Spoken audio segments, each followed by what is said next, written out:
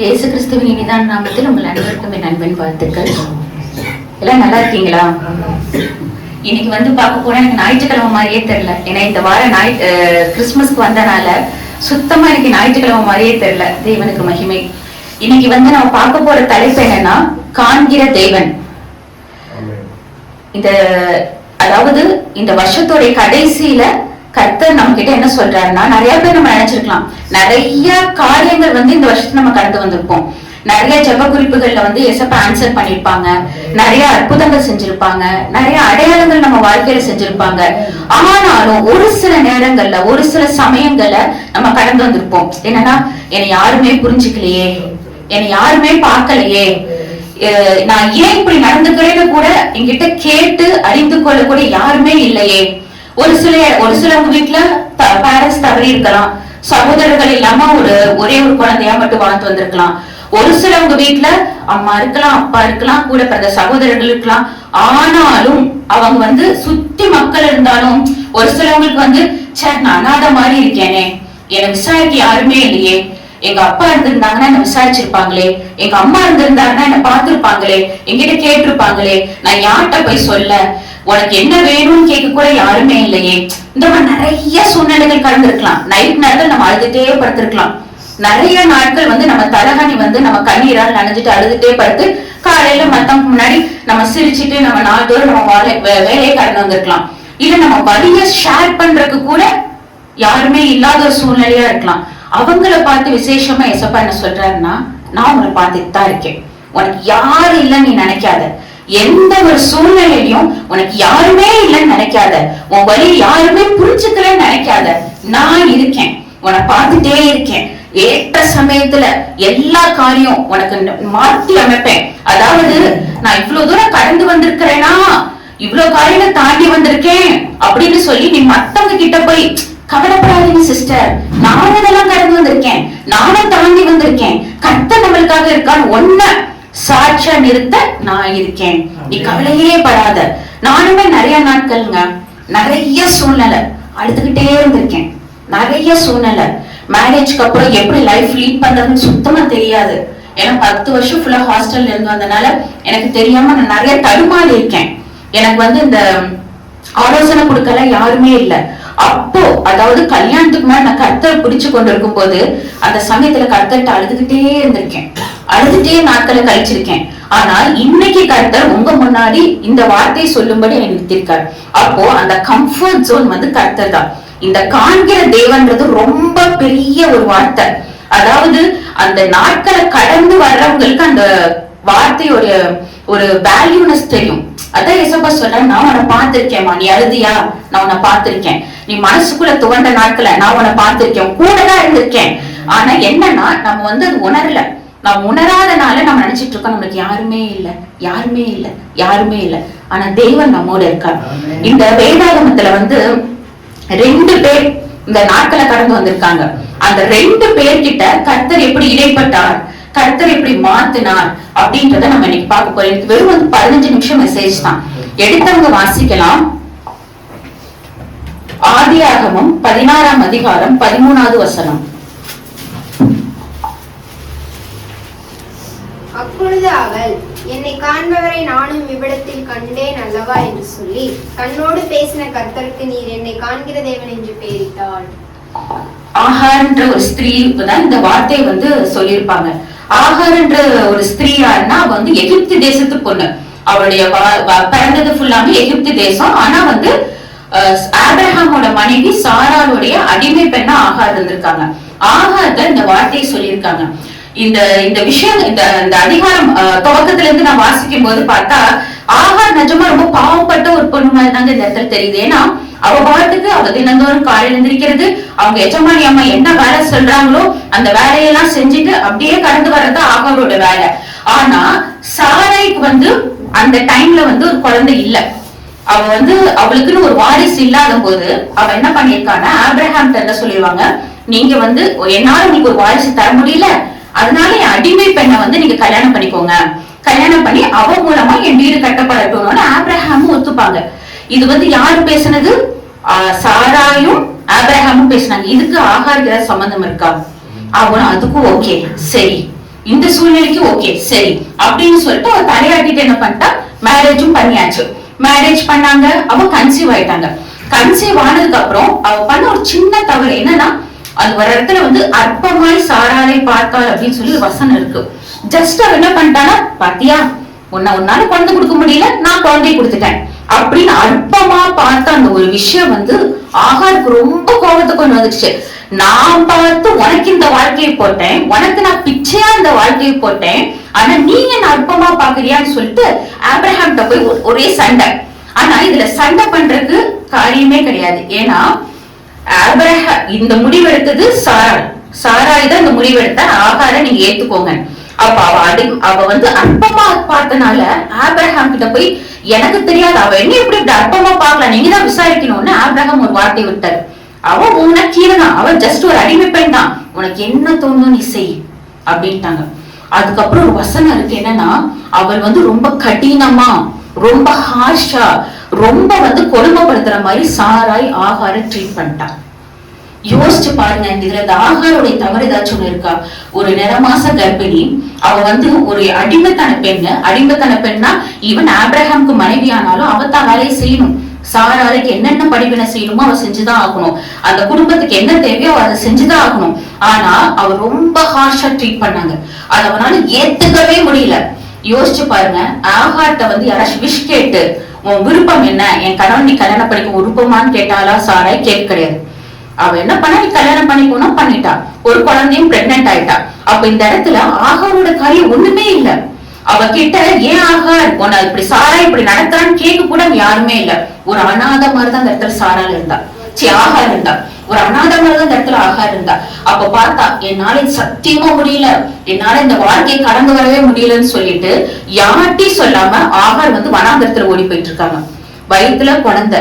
யோசிச்சு பாருங்க, அவன் மனசு எவ்வளவு வேதனைப்பட்டிருக்கும், அவ எவ்வளவு காரியங்கள் அந்த இடத்துல கடந்து வந்திருப்பா. அதாவது 10-15 வருஷமா ஒருத்தன் கூட கீழே வேலை பார்த்த ஒரு பொண்ணு தன்னால அந்த கொடுமை தாங்க முடியல, ஆனா அவளுக்கு போகிடமும் கிடையாது.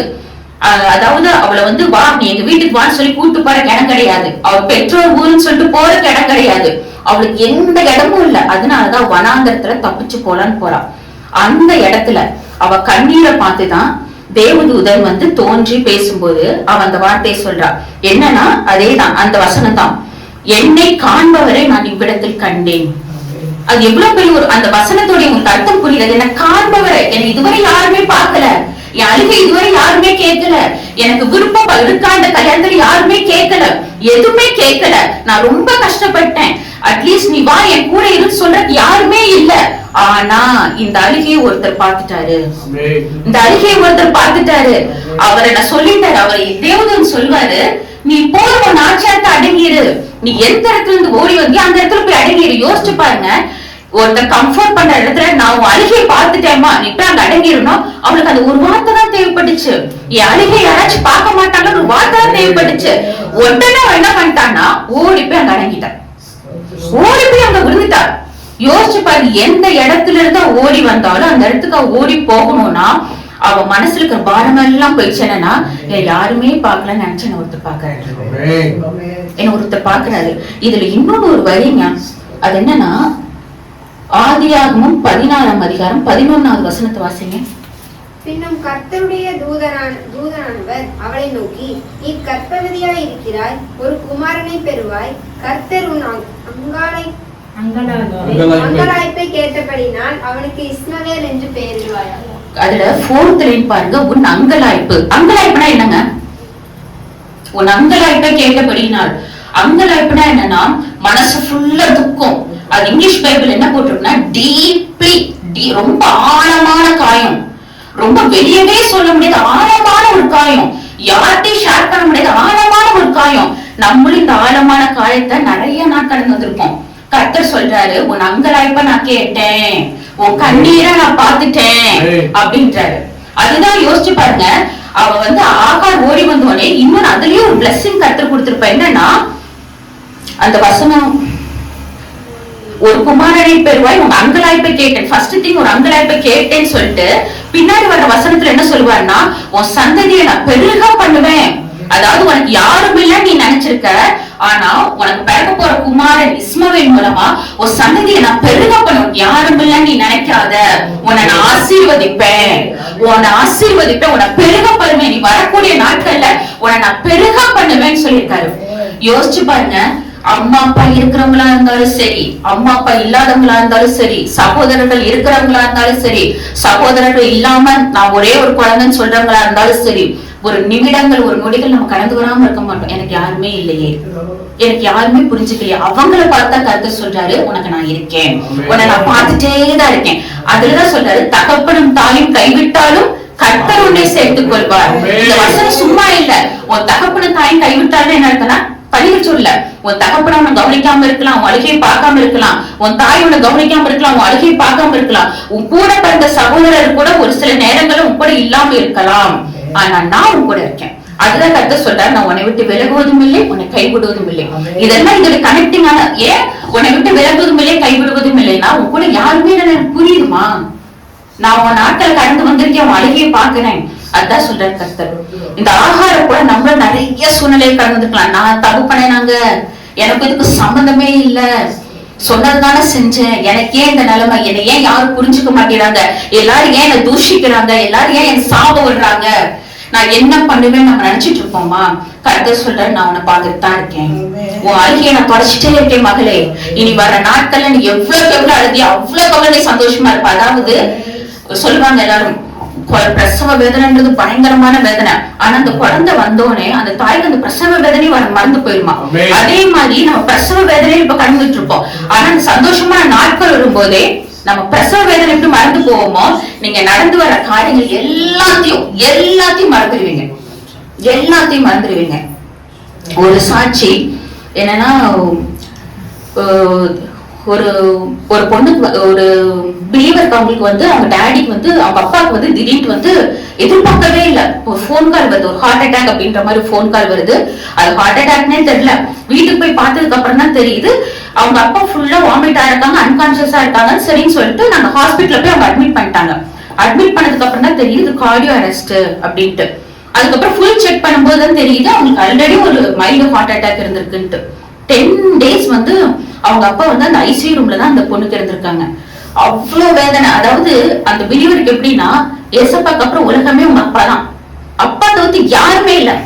சில நாட்கள் அந்த பிலீவர் நினைச்சிருக்காங்க, ஏசப்பாக்கு அப்புறம் எங்க அப்பாக்காக நான் உயிரோடு இருக்கணும், அவங்க அப்பாக்கு அப்புறம் யாருமே இல்லை அப்படின்ட்டு. மதிப்பிச்சையா ஜீவனை திருப்பி கொடுங்கப்பா, ஒரு 2 வருஷம் ஒரு 3 வருஷம் எனக்காக ஜீவனை திருப்பி கொடுங்க அப்படின்னு சொன்ன நாட்கள் நிறைய நாட்கள் இருக்கு. ஆனா அந்த பிலீவருக்கு அவங்களோட வழிநடத்துகள் போன் பண்ணி சொல்றாங்க, நீ ஒப்பு கொடுத்துருமா, நீ ஒப்பு கொடுத்துரு, ஏசப்பா கையில உங்க அப்பாவோட ஜீவனை ஒப்பு கொடுத்துரு. ஒப்பு கொடுத்துருக்காக ஏசப்பா காத்துட்டு இருக்காரு. ஆனா மனசே வரல. ஆனா ஐசியூ ரூம்ல அவங்க அப்பா அந்த மாஸ்க் எல்லாம் போட்டு துடிக்கிறத பார்த்துட்டு, எதுக்கு என் சுயநலத்துக்காக அந்த ஜீவனை நம்ம வச்சிருக்கணும், நம்ம ஒப்பு கொடுத்துடலாம்னு சொல்லிட்டு, ஏசப்பா உங்க கரத்துல ஆவி ஆத்ம சரீரத்தை ஒப்பு கொடுக்குறேன்னு சொல்லிட்டு அவங்களும் ஜெபம் பண்ணி விட்டுட்டாங்க. ஜெபம் பண்ணி விட்டு அந்த ஆஃப்டர்நூனே அவங்க அப்பா தவறிட்டாங்க. தவறினதுக்கு அப்புறம் அந்த வீட்டுல சில காரியங்கள் இருக்கும்ல, நம்ம இந்த மாலை போடுறது, அந்த ஐஸ் பாக்ஸ் வைக்கிறது, ஃபுல் கவனமும் மாலை போடுறது, ஐஸ் பாக்ஸ் வைக்கிறது, அந்த மாதிரி காரியங்கள் போகும்போது சுத்தி இருக்கிறவங்க நினைச்சிருக்காங்க, இந்த பொண்ணு நான் அழுகவே இல்லை, என்ன இந்த பொண்ணு அழுகவே இல்லை. அவங்களுக்கு எல்லாம் ஒரே ஆச்சரியம், அழுகவே இல்லை, அப்ப பெட்டி பக்கத்துல இல்ல, அது இல்ல இது இல்லன்ட்டு. ஆனா உள்ள உடஞ்சு போனது யாருக்கு தெரியும்? அந்த பொண்ணுக்கு தான் தெரியும். அந்த காரியங்கள்லாம் முடிச்சுட்டு தொடர்ந்து 10 நாள் பொண்ணுக்கு தூக்கமே இல்லை, நைட்டு ஃபுல்லா அழுக. ஆனா காலையில டெத் சர்டிபிகேட் வாங்குறது, பேங்க் காரியங்கள் பாக்குறது, இந்த மாதிரி போயிட்டே இருக்காங்க. ஒரு ரோட்ல ஒரு பில்டிங் பார்த்துட்டு சொல்றாங்க, என்ன இவ்வளவு சந்தோஷமா இருக்கீங்கன்ட்டு. உடஞ்சு போயிட்டு அந்த பொண்ணு, எஸ்ப்பா எனக்கு புரிஞ்சுக்கலையே, எனக்கு கம்ஃபர்ட். அதாவது ஒரு ஃப்ரெண்ட் இருந்தாங்கன்னா, ரொம்ப க்ளோஸ் ஃப்ரெண்ட் இருந்தாங்கன்னா நம்ம கட்டி பிடிச்சு அழுவோம். அந்த பொண்ணுக்கு ஃப்ரெண்ட் இல்ல, ஹஸ்பண்ட சொல்ல தோணல. ஏன்னா அவங்களே இந்த என்ன சொல்றது, இந்த அழக ஆராதனை அது இதுன்னு செலவுன்னு சொல்லிட்டு அவங்க அந்த டென்ஷன்ல இருக்காங்க. ஏன்னா பினான்சியலா ஹெல்ப் பண்றதுக்கு யாரும் இல்ல. யோசிச்சு பாருங்க, பினான்சியலா ஹெல்ப் பண்றதுக்கு யாரும் இல்ல அப்படின் போது நம்ம கணவரை டிஸ்டர்ப் பண்ண மாட்டோம்ல, அந்த மாதிரிதான். அப்போ ஒரு நாள் தோணுச்சு, செத்தரலாம், பேசாம நம்ம செத்தரலாம். எதுக்காக நம்ம இருந்தோம்? ஏசப்பாக்காக இருந்தோம். அப்புறம் அப்பாவே உலகத்துல இல்ல, வாழ்ந்து என்ன பிரயோஜனம்? செத்தரலான்ற ஒரு மொழி ஓடிக்கிட்டே இருக்கு. ஆனா செத்துட்டா இவ்வளவு நாள் ஏசப்பாக்காக வாழ்ந்த வாழ்க்கை ஒண்ணுமே இல்ல. இன்னொரு ஒரு யோசனை, இனிமேல் நம்ம யாரு விசாரிக்க இருக்கா, நம்ம யார பாத்துக்க இருக்கா? அப்பான்னு சொல்லி வீட்டுக்கு போறப்ப ஒரு இடம் இருந்திருக்கு, இப்ப அப்பான்னு சொல்லி வீட்டுக்கு போறதுக்கு எதுவுமே இல்லையே. அப்பா என்னடா குட்டின்னு சொல்லி போன் பண்ணி கேட்க ஒருத்தவங்க இருந்தாங்க. இப்ப நான் கேட்க யாருமே இல்லையே, யார் இருக்கான்னு யோசனை. அப்படியே அதாவது என்னன்னா, ட்ரக்ஸுக்கு வந்து அடிக்ட் ஆனவங்க ட்ரக்ஸ புடுங்கி வாங்கும் போது அந்த ட்ரக்ஸுக்காக அவங்க துடிப்பாங்க பாத்தீங்களா? எத்தனை பேர் அதை பார்த்திருக்கீங்கன்னு தெரியல, சினிமா எல்லாம் காமிச்சிருக்காங்க. அந்த மாதிரி ஒரு துடிப்பு. அந்த இடத்துல யாருமே இல்லை. அந்த பொண்ணை கேட்க போன் வருது, எப்படி உங்க அப்பா இறந்தாங்கன்னு சொல்லி கதை கேட்க போன் வருது. ஓ அப்படியா அப்படின்ட்டு சொல்றதுக்கு யாரும் இல்ல, கம்ஃபர்ட் பண்றதுக்கு யாரும் இல்ல. செத்தரலாம்ன்ற முடிவு இருந்துட்டே இருக்கு. அப்ப யோசிச்சு பார்த்தா, செத்தா எங்க போவோம்? நரகத்துக்கு தான் போவோம். அப்ப இவ்வளவு நாள் ஏசப்பா வாழ்ந்து ஒண்ணுமே இல்லையே. அப்ப ஒரு யோசனை அந்த பொண்ணுக்கு வந்துச்சு. அவங்கள வழிநடத்தின ஒரு பிரின்ஸ் பாஸ்டர்னு ஒருத்தர் இருந்தாரு. அவர் சொன்ன ஒரு சாட்சி, எங்க அப்பாவோட நினைப்பு என்னை விட்டு அகன்று போகவே இல்லை, துடியா துடிச்சிட்டேன். அப்போ அவரை வழிநடத்தின ஊழியக்கார தலையில கை வச்சு ஜெபம் பண்ணாராமா, இயேசுவின் நாமத்துல இந்த நினைவுகளை கொண்டு வருகிற பொல்லாத சாத்தானை நான் சபிக்கிறேன்ட்டு. அந்த நினைப்பு வந்துச்சு. ஒரு 2-3 மணி இருக்கும். எஞ்சி உட்காந்துட்டு, அதாவது எப்படின்னா செவுத்துல இடிச்சுக்கலான்னு போயிடுச்சு அந்த ஞாபகம் நமக்கு வெளியே போறது. அவ்வளவு கஷ்டம், அவ்வளவு துடிப்பு. ஆனா காலையில பட்ட சிரிச்சுட்டு சப்மிட் பண்ணிட்டு போய் விசாரிச்சு இந்த மாதிரி அந்த லைஃப் போயிட்டு இருந்துச்சு. அப்ப எனக்கு நைட்டு, ஏசப்பா இந்த ஞாபகத்தை இயேசுவின் நாமத்துல எடுத்து போடுங்கன்னு சொன்ன அந்த ஒரு நொடி போன ஞாபகம் தான் அவங்க அப்பாவோட ஞாபகம். அன்னையில இருந்து இன்ன வரையும் சாகிறேன், எங்க அப்பா தான் எனக்கு எல்லாமே, அந்த மாதிரி எந்த இதுவும் வரல. அப்ப அந்த கம்ஃபர்ட் ஜோன் எப்படி வந்துச்சுன்னா, கர்த்தர் கூடயே இருக்கிறது அந்த பொண்ணு உணர ஆரம்பிச்சா. ஒவ்வொரு மொழிப்படுது அந்த பொண்ணு ஏதாச்சும் ஒரு பொருள் மனசுக்குள்ள யோசிச்சானா அந்த பொருள் அந்த பொண்ணு கண்ணு முன்னாடி வருது. எஸ்ஸப்பா என்ன எஸ்ஸப்பான் போது அவளை கம்ஃபர்ட் பண்ற வார்த்தைகள் வருது. அதாவது ஒரு பர்சனா கூட இருந்து தோல்ல கை போட்டு நானும் கூட இருக்கேன்னு சொன்ன ஒரு காரியத்தை வந்து அவங்க அப்பா இறந்த நாள்ல இருந்து ஆவியானவர் கர்த்தர் ஏசப்பா அவளுக்கு கொடுத்தாங்க. இதுதாங்க உண்மையான காண்கிற தேவன். நம்ம நினைக்கலாம், சரி எங்க அப்பா தானே எனக்கான சண்டை போடுவாரு. நிறைய லேடிஸ் பாத்தீங்கன்னா அழுவாங்க, ஆனா எதுக்கு அழுகுறாங்கன்னே தெரியாது. நம்ம நினைப்பு இதுல லூஸ் அழுதுகிட்டே இருக்குன்ட்டு. ஆனா கர்த்தருக்கு தான் தெரியும் அந்த மனசு எவ்வளவு காயப்பட்டு இருக்கு. அந்த காஞ்சிட்டு இருக்கிற மனசுல இருந்து அந்த வலி வேற அழுகியா வருதுன்னு. ஆகார் அந்த மாதிரிதான் அங்கலாய்ப்பு. அவ அங்கலாய்க்க கேட்க யாரும் இல்லை. ஆனா அந்த அங்கலாய்க்க பார்க்க ஒரு தேவன் இருந்தார். அவருதான் நஸ்ரீனாகிய இயேசு கிறிஸ்து. இன்னைக்கும் நம்ம கூட தான் இருக்காரு. அவர் மரிச்சாரு, அவர் உயிரோட எழுந்த பர்பஸ் என்னன்னா நம்ம கூட இருக்கிறதுதான், நம்ம கூட வாழ்றதுக்குதான், நம்ம கண்ணீரை துடைக்கிறதுக்குதான், உனக்கு நான் இருக்கேன்னு சொல்றதுக்குதான். இப்படிப்பட்ட ஒரு நல்ல தேவன் அன்னைக்கு அந்த பொண்ணு ருசி பார்த்தா. அப்ப இருந்து என்ன வேணா யாரு வேணா பேசிக்கோங்க, என்ன வேணா யாரு வேணா பண்ணிக்கோங்க, எனக்குன்னு ஒருத்தர் இருக்கார், அவர் என்னைக்கு யாரும் எனக்கு பிரிச்சு போடவே முடியாதுன்ற யோசனை தான். இன்னும் ஒருத்தர் இதே மாதிரி இவரோட பார்த்து நம்ம ஜெபிக்கலாம். 1 சாமுவேல் 1ஆம் அதிகாரம் 6ஆம் வசனம் படிங்க. 1ஆம் அதிகாரம் 6ஆம் வசனம். கர்த்தர் அவள் கர்ப்பத்தை அடைத்தபடியினால் அவளுடைய சக்காலத்தை அவள் துக்கம்படும்படியாக அவளை மிகவும் விசனப்படுத்துவாள். இதுல நம்ம பார்க்க போற காரியம் என்னன்னா, அன்னாள் தான். நம்ம அண்ணால பத்தி நல்லா தெரியும். கர்ப்பத்தின் கனி கர்த்தர் அண்ணாளுக்கு கர்த்தர் தான் அடைச்சாரு. ஆனா இதுல ஒரு வார்த்தை பாருங்களேன், அவள் துக்கப்படும்படி அவளை மிகவும் விசனப்படுத்தினாள். அண்ணாளுக்கு குழந்தை இல்லைங்க. குழந்தை இல்லைன்றது ரொம்ப, அந்த வருஷத்துலயும் குழந்தை இல்லைன்றது கஷ்டம்தான். இப்பவும் குழந்தை இல்லைன்றது ஒரு மலடின்ற ஒரு டேக அந்த பொண்ணு மேல பிக்ஸ் பண்ணி இன்னமும் கஷ்டம்தான். இதுல என்ன ஒரு காரியம்னா, அண்ணாளுக்கு ரொம்ப வருஷமா குழந்தை இல்லை. ரொம்ப வருஷமா குழந்தை இல்லாதனால அவன் ஹஸ்பண்டோடைய பெரியவங்க பார்த்து வேற ஒரு பொண்ணை கல்யாணம் பண்ணி வச்சுட்டாங்க. ஆனா அந்த பொண்ணு வகை வகையா குழந்தை பெத்து போட்டுட்டு இருக்கா. யோசிச்சு பாருங்க. இதுல என்னன்னா, அவள் சக்களத்தி அவள் துக்கப்படும்படி மிகவும் அழுதாள். அது இங்கிலீஷ் பைபிள்ல என்ன வார்த்தை போட்டிருக்குன்னா, அண்ணாள் கதறி அழுகிற வரையும் அவ சக்களத்தி அவளை நோக்கடிச்சுட்டே இருப்பாளாம், வார்த்தையினால குத்தி காமிச்சுட்டே இருப்பாளாம். யோசிச்சு பாருங்க, நிறைய இடத்துல இது நடக்குது. ஹஸ்பண்ட் ஒய்ஃப்குள்ளயுமே நடக்குது. அதாவது ஒய்ஃப் ஒரு சொட்டு கண்ணீர் விடுற வரை அவங்க ஹஸ்பண்ட சொல்லி காமிச்சுட்டே இருப்பாங்க. நிறைய குடும்பத்துல இந்த காரியம் நடக்குது. அதேதான் அண்ணாள் கடந்து வந்தாள். அவ யோசிச்சு பாருங்க, அவ எவ்வளவு வேதனைப்பட்டிருப்பா. அவள் சக்கரத்தி அவள் மனம் கசந்து அழுகணும், அவ அழுதுகிட்டே இருக்கணும். ஏன்னா இதுல இன்னும் ஒரு காரியம் என்னன்னா, அண்ணாவுடைய ஹஸ்பண்ட் அந்த மனைவியை நேசிக்கிறத விட அண்ணாலதான் அதிகமா நேசிச்சாரு. அது கூட அந்த செகண்ட் ஒய்ஃப்க்கு ரொம்ப ஹர்ட்டிங்கா இருக்கலாம், ரொம்ப காயமா இருக்கலாம். இது என்ன, நான் அவ்வளவு பிள்ளை இவருக்காக பெத்து போட்டுட்டு இருக்கேன், ஆனா இவர் வந்து அவ்வளவே தான் நேசிக்கிறாரு, எனக்குரிய அந்த அங்கீகாரம் எனக்குரியது கிடையலையே அப்படின்னு கூட நினைச்சிருக்கலாம். அவர் ஹஸ்பண்ட் இல்லாத போது அந்த அண்ணால வாயில சொல்லிக்கிட்டே இருக்காங்க, சொல்ல சொல்ல சொல்ல சொல்ல அழுதுகிட்டே இருப்பாங்க. இது நிறைய குடும்பங்கள்ல நிறைய பேர் கடந்து வர்ற காரியம். ஒரு ஜாயிண்ட் ஃபேமிலியா இருக்கலாம், இல்லைன்னா நம்ம எந்த தப்புமே பண்ணாம நம்ம பாட்டுக்கு நம்ம உண்டு நம்ம வேலை உண்டுன்னு இருக்கலாம். ஆனா நம்ம பேர் பின்னாடி சொல்லிக்கிட்டே இருப்பாங்க, அவ அது பண்ணாலாம், அவ இது பண்ணாலாம். அது நம்ம ஈவன் நான் அப்படி இல்லைன்னு சொல்றதுக்கு கூட நம்மளால முடியாது. நம்ம நினைப்போம், பேசினா பேசிட்டு போட்டோம், நம்ம சொன்னா என்ன புரிஞ்சுக்குவா போறாங்க, இல்ல நம்மளுக்காக நிக்க யாராச்சும் இருக்காங்களா, யாருமே இல்ல. அந்த நிலைமைதான் அண்ணாளுக்கு. என்னதான் தான் கணவர் தன்னை நேசிச்சாலும் அந்த இடத்துல அந்த சக்களத்தி வாய மூட கணவரால கூட முடியல. புரியுதுங்களா? நம்ம நிறைய பேர் நினைப்போம், இவங்க கிட்ட போய் நம்ம காரியத்தை வந்து இல்ல நான் உண்மை உள்ளவள் அப்படின்னு சொன்னா கூட அந்த பர்சனால நம்மள தப்பா பேசுறவங்க வாய மூட முடியாத சூழ்நிலை. அந்த மாதிரிதான் அண்ணாள் கடந்து வந்திருக்கா. அவ அழுது கொண்டே இருந்திருக்கா. அதுவும் இல்லாம இப்ப அழுது கொண்டே இருக்கும் போது வருஷம் பலியிடுறதுக்கு வந்து இவங்க கோயிலுக்கு போவாங்க, சர்ச்சுக்கு போவாங்க. அந்த போற நேரத்துல என்ன இருக்குன்னா, 1 சாமுவேல் 1ஆம் அதிகாரம் 13ஆம் வசனம் வாசிங்க. அண்ணாள் தன் இருதயத்திலே பேசினாள், அவளுடைய உதடுகள் மாத்திரம் அசைந்தது. போதும்டா. யோசிச்சு பாருங்களா, நம்ம நிறைய டைம் அழுவோம்.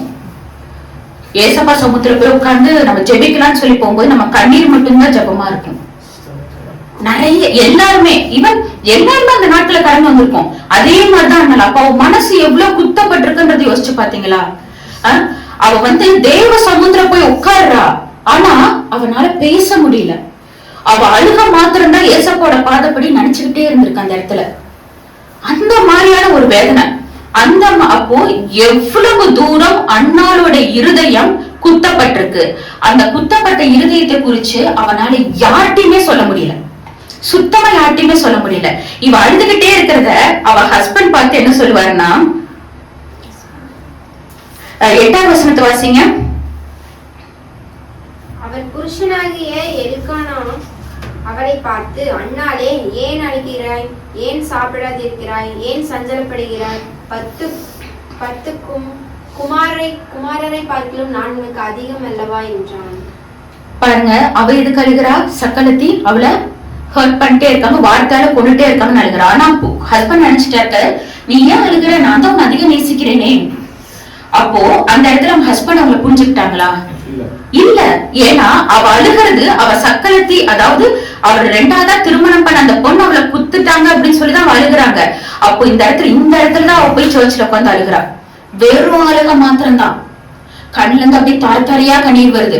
அப்பதான் வந்து ஏலி சொல்றாங்க, உன் வேண்டுதல் கேட்கப்பட்டது, நீ சமாதானத்தோடு போ. அதுக்கப்புறம் வர்ற வசனம் பாத்தீங்கன்னா, அவள் துக்க முகமா இருக்கவில்லை. ஏன்னா அவளுக்கு தேவை ஏன் அழுக எதனால வருது, ஒருத்தர் புரிஞ்சுக்கணும். அந்த ஒருத்தர் கர்த்தரான இடத்துல இருந்திருக்காரு. இப்ப அதாவது இந்த முழு 365 நாள் நம்ம கடந்திருப்போம்.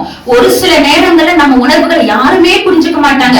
ஆனா நான் சொல்றேன், அன்னாளை அறிந்த தேவன், அன்னாளுடைய அழுகை புரிந்த தேவன் உங்க அழுகையும் புரிந்து கொள்வார், உங்க அழுகையும் அவர் தெரிந்து கொள்வார், உங்க அழுகையும் அவர் தொடைப்பார். இப்படியே இந்த 365, அதாவது இந்த வருஷம் முழுக்க என்னடா காரியம், இப்படியே என் வாழ்க்கை இருக்கே, ஒரு இன்ச் கூட மாற மாட்டேது, இவங்கெல்லாம் மாறவே மாட்டாங்க அப்படின்னு நம்ம நினைச்சா, கர்த்தர் சொல்றாரு, அண்ணாளோட அழுகையை நான் புரிஞ்சுட்டேன். ஒரே ஒரு டைம் சர்ச்சில் வந்து அழுதுகிட்டே இருந்து அந்த வார்த்தையை பெற்றுக்கொண்டோனே அவ போயிட்டா. அப்புறம் அவ துக்கமுகமா இருக்கல, வசனம் இருக்கு. துக்கமுகமா இல்லாத போது அவளுக்கு கிடைச்ச பரிசு என்னன்னா, 1 சாமுவேல் 2ஆம் அதிகாரம் 21வது வசனம். அப்படியே கர்த்தர் அன்னாளை காட்சி கடைச்சிட்டார். அவள் கற்பந்தரித்து 3 குமாரரையும் 2 குமாரத்திகளையும் பெற்றாள். சாமுவேல் என்னும் பிள்ளை ஆண்டான், கர்த்தருடைய சந்நிதியிலே வளர்த்தாள். மொத்தம் 6 குழந்தை. இனி அந்த சக்கலத்தை ஒரு வார்த்தையாச்சும் பேச முடியுமா? ஒண்ணுமே பேச முடியாது. கர்த்தர் அப்படியே ஜிப்பு போட்ட மாதிரி அந்த பொண்ணோட வாயை மூடிட்டாரு. அதே போல ஆகாருக்கு ஒரு ஆசீர்வாதம். அவர் சொல்லிட்டாரு, நீ யாருமே இல்லைன்னு ஏன் பயப்படுற, உனக்கு திரளான ஜனங்களை உனக்கு நான் கொடுக்குறேன், இஸ்மவேல் மூலமா உனக்கு ஒரு சந்ததியே நான் தரேன், உனக்கு யாருமே இல்லைன்னு ஏன் பயப்படுற அப்படின்னு சொன்ன உடனே ஆகார் என்ன பண்ணிட்டா, திரும்பியும் போய் ஆபிரகாமோட வைஃபு கீழே இருந்துட்டா. அதே மாதிரி இவன் பண்ணிட்டு அந்த வார்த்தையை பெற்றுக்கொண்டு 2 பேரும் பாருங்க அந்த வார்த்தையை பெற்றுக்கொண்டோனே கர்த்தர் இவங்க என்ன பண்ணிட்டு அண்ணா என்ன பண்ணிட்டாங்க, திரும்பியும் அவங்க துக்கமுகமா இருக்கல. நம்ம நினைக்கலாம் அப்ப நான் வார்த்தை பெற்றுக்கொள்ள, இன்னைக்கு கர்த்தர் சொல்ற நான் உன்னை பார்த்துட்டு இருக்கேன், நீ வார்த்தை பெற்றுக்கொண்டாய், நீ அழுகிற, நீ அழுகைக்கு எல்லாத்துக்கும் நான் உன்னை பார்த்துட்டு இருக்கேன். எல்லாமே இதே மாதிரி இனி வர 2026 இருக்காது. கர்த்தர் மாற்றம் எல்லாமே எந்தெந்த காரியத்துக்கெல்லாம் நம்ம இத்தனை நாள் வரையும் கண்ணீர் சிந்திக்கிறோமோ அந்த காரியத்துக்கு பலன் உண்டு. ஏன்னா நம்ம ஜஸ்ட் ஒரு 3% நம்ம கண்ணீர் சிந்தல. நம்ம கண்ணீர் சிந்துறது வானத்தையும் பூமியும் நம்மளையுமே உண்டாக்கின கர்த்தர் சமூகத்துல நம்ம கண்ணீர் சிந்திருக்கோம். அத கண்ணீரோட விதைக்கிறவன் கம்பீரத்தோட அறுப்பான். கண்டிப்பா அடுத்த வருஷம் எல்லாருமே கம்பீரத்தோட அறுக்கப்படுவோம். நிஜமா இது உண்மையான ஒரு காரியம். நம்ம நிறைய காரியங்களுக்காக வருத்தப்பட்டிருப்போம், நம்ம நிறைய காரியங்களுக்காக அழுதுருப்போம். கர்த்தர் சொல்ற நான் உன் அழுகையை பார்த்துட்டேன், உன் வருத்தத்தை பார்த்துட்டேன், உன் தனிமையை நான் பார்த்துட்டேன், உனக்கு யாருமே இல்லைன்னு நீ சொல்றிய அதை நான் பார்த்துட்டேன், எனக்கு யாருமே புரிஞ்சுக்கலன்னு சொல்றிய அதை நான் பார்த்துட்டேன், உன்னை நான் பார்த்துட்டே இருக்கேன். அதாவது அவர் திரும்பி ஒரு மனுஷனை பார்த்துட்டா அந்த மனுஷன் வாழ்வு மாறிடும். நம்ம நினைக்கலாம் அவர் பார்த்துட்டு இருந்து என்ன பிரயோஜனம், நான் சொல்றேன் திரும்பி காற்றையும் கடலையும் பார்த்து அதட்டாதேன்னு சொன்னார். அப்ப திரும்பி ஒரு மனுஷனை பார்த்துட்டாருன்னா அந்த மனுஷனுடைய வாழ்க்கை மாறும். ஏன்னா அந்த மனுஷனை உண்டாக்கினவரே கர்த்தர் தான். இந்த வருஷ இறுதி கர்த்தர் இந்த வார்த்தை தான் சொல்றாரு, நான் உன்னை காண்கிற தேவன், நான் உன்னை பார்த்துட்டே இருக்கேன் அப்படின்னு சொல்லி. நீங்க வனாந்தரத்தில் இருந்தாலும் சரி, உங்க வாழ்க்கை பாலைவனமா இருந்தாலும் சரி, அந்த பாலைவனத்தை பூஞ்சொலையா மாத்த கர்த்தரால் முடியும். உங்க வாழ்க்கை அப்படியே கண்ணீர் கடலா இருந்தாலும் சரி, அந்த கண்ணீர் கடலையே சந்தோஷமா மாத்த கர்த்தரால் முடியும். கர்த்தரால் முடியாத காரியம் ஒண்ணுமே கிடையாது. நம்ம கண்களை மூடி ஜெபம் பண்ணலாமா? என் தேவனாகிய கர்த்தாவே, எசப்பா நீங்க இந்த கொடுத்த வார்த்தைக்காக நம்ம நன்றியோடு துதிக்கிறோம், ஸ்தோத்திரிக்கிறோம் எசப்பா. ஆவியானவரே, நிறைய பேர் நிறைய காரியங்களை கடந்து வந்திருக்கலாம் எசப்பா. நிறைய இழப்புகள் மத்தியில, நிறைய வார்த்தையினுடைய போராட்டத்தின் மத்தியில, நிறைய தனிமையின் பாதையில மத்தியில என்னை யாருமே புரிஞ்சுக்கலையே, என்னை யாருமே கேட்கறதுக்கு யாரும் இல்லையே, நீ சாப்பிட்டியான கூட கேட்க யாருமே இல்லையே. நிறைய பேர் அந்த வார்த்தையை கடந்து வந்திருக்கலாங்க, என்ன சாப்பிட்டியான்னு கேட்க யாருமே இல்லையே, என்னை நீ தூங்குனியா, நல்லா தூங்குனியா, உடம்புக்கு என்ன ஆச்சுன்னு சொல்லி கேட்க கூட யாருமே இல்லையே, என்னால சுத்தமா முடியல, என் உடம்பு முடியல, மனசு சோர்வாயிடுச்சு, இதை அறிந்து தெரிந்து கொள்ள யாருமே இல்லையேன்னு சொல்லி கதற ஒவ்வொருத்தர் மத்தியில நீர் இறங்குவீராக இயேசுவின் நாமத்தினால. ஏசப்பா, எங்களை எப்படி நீங்க வழி நடத்துறீங்களோ அதே போல நீங்க கூட இருக்கிறதா உணர்கிற உணர்வினாவே கொடுங்க ஏசப்பா. நான் கூடயே இருக்கேன் மக்களே, நான் இனிமே இந்த நொடியிலிருந்து உணரணும் இயேசுவின் நாமத்தினாலே. அவங்க கண்ணீரை துடைக்கிறத நீங்க உணரணும், அவங்க உணரணும் இயேசுவின் நாமத்தினாலே. நீங்க அப்படி வழி நடத்த போற கிருபைக்காக நன்றி ஏசப்பா. இந்த வார்த்தை இந்த வருஷ இறுதி நிறைய பேரோட கண்ணீரை துடைக்கிற வார்த்தையா இருக்கட்டும் இயேசுவின் நாமத்தினாலே. அவங்க வாழ்க்கைகள் முழுவதும் மாறட்டும் ஏசப்பா. 2026 ஏசப்பா மத்தவங்களுக்காக மாத்திரம் தான் கண்ணீர் வடிக்கணுமே தவிர்த்து தன்னுடைய காரியத்துக்காக அவங்க கண்ணீர் வடிக்கவே கூடாது. அந்த கண்ணீரை யாவும் நீ துடைப்பீராக இயேசுவின் நாமத்தினாலே. இந்த நொடியில ஒவ்வொருத்தரும் சிந்துற கண்ணீரை ஏசப்பா நீங்க துருதியில ஏண்டிக் கொள்ளுங்க ஏசப்பா. அந்த கண்ணீருக்கான பதில இந்த வருஷ துவக்கத்துல நீங்க குடிப்பீராக இயேசுவின் நாமத்தினால. அவங்க கவலையின் நாட்கள், அவங்க கண்ணீரின் நாட்கள் எல்லாம் நீங்க மாத்த போற கிருபைக்காக நன்றி. இயேசு கிறிஸ்துவின் மூலமா ஜெபம் கேளும் பிதாவே, ஆமென்.